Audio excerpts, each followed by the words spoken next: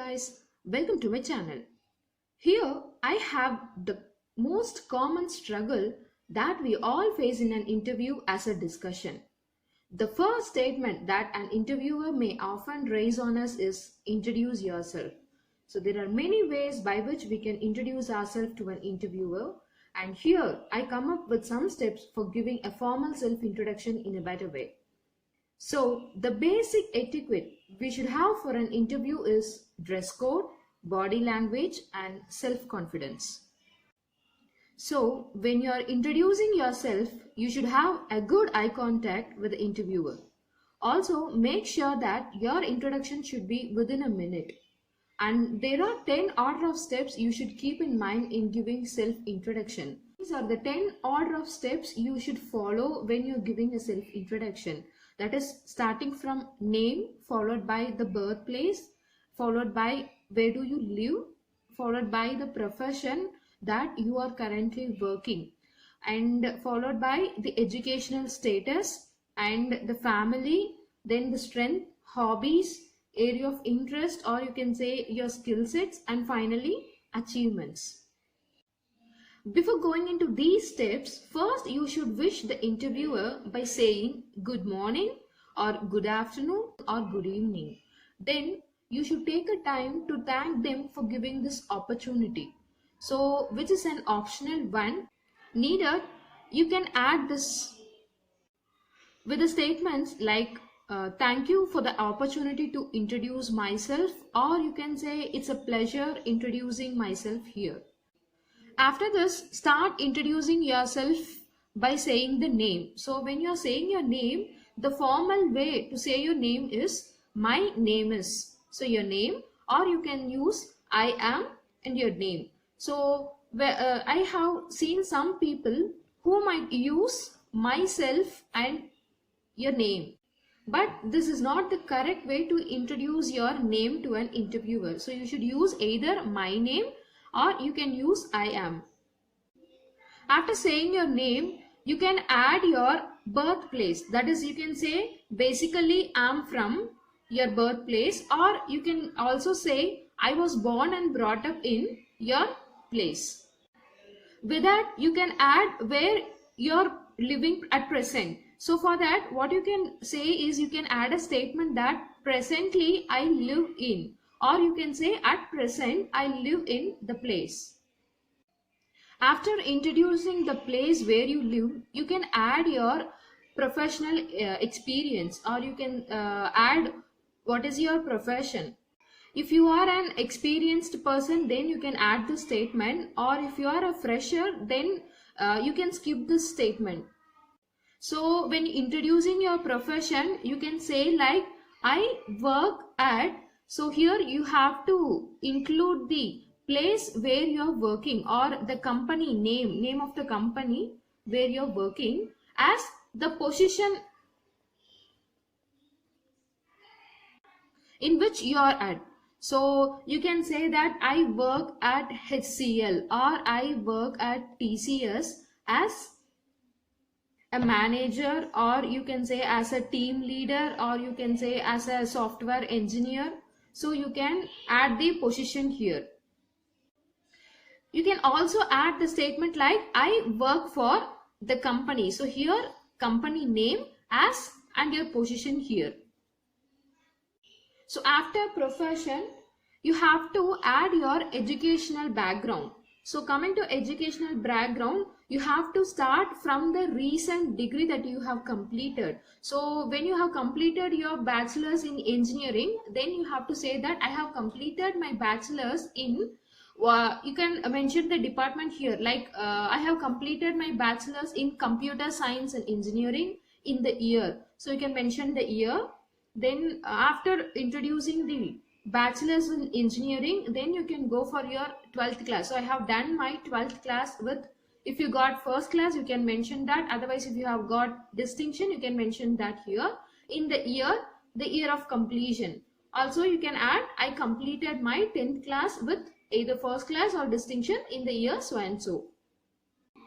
Following the educational status, you should introduce your family members. So For that you can add like coming to my family, or as far as my family is concerned, there are 4 members in my family, or there are 3 members in my family. So you can add like that. And it is better to specify the occupation of your parents, that is my father is a, so occupation of your father. And you can specify the occupation of your mother, my mother is a.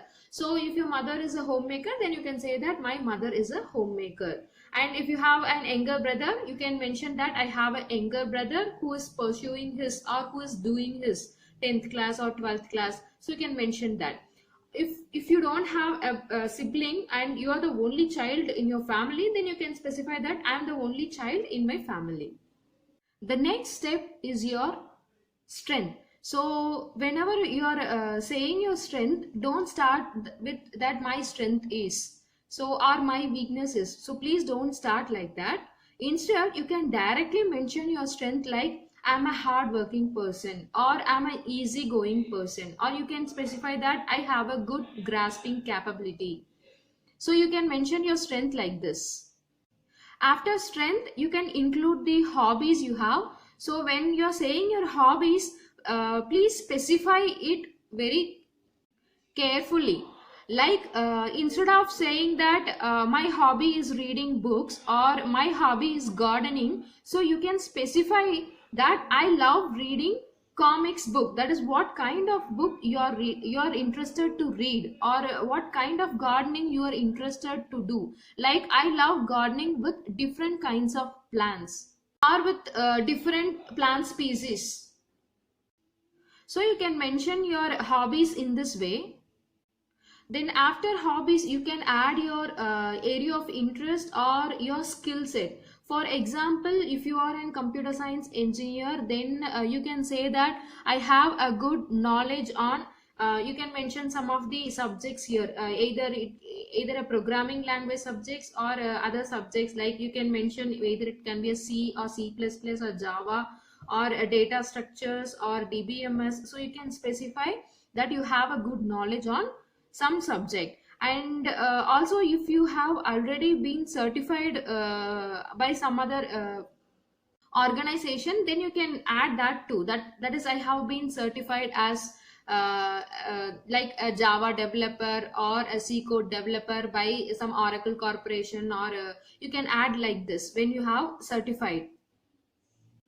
Also when you are adding your skill set, so try to say them that you have already applied that skill set or your area of interest in your project. Like I have a good knowledge on Java, with which I did a project on.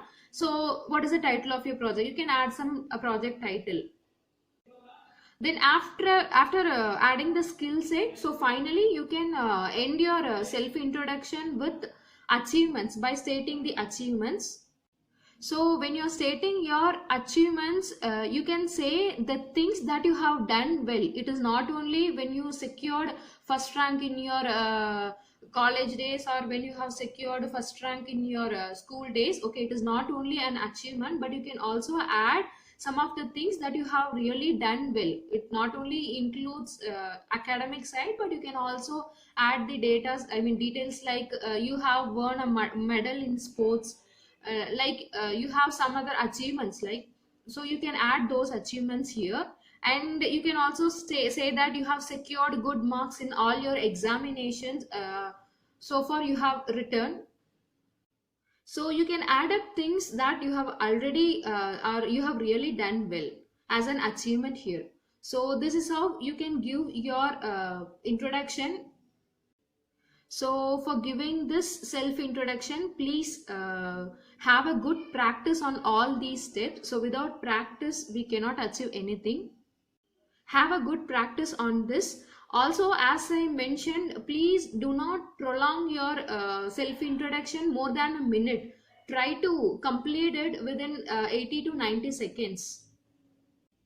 Also, please add only relevant information regarding yourself. Please don't blabber something, so that the interviewer may not get a good attention on you. Thank you.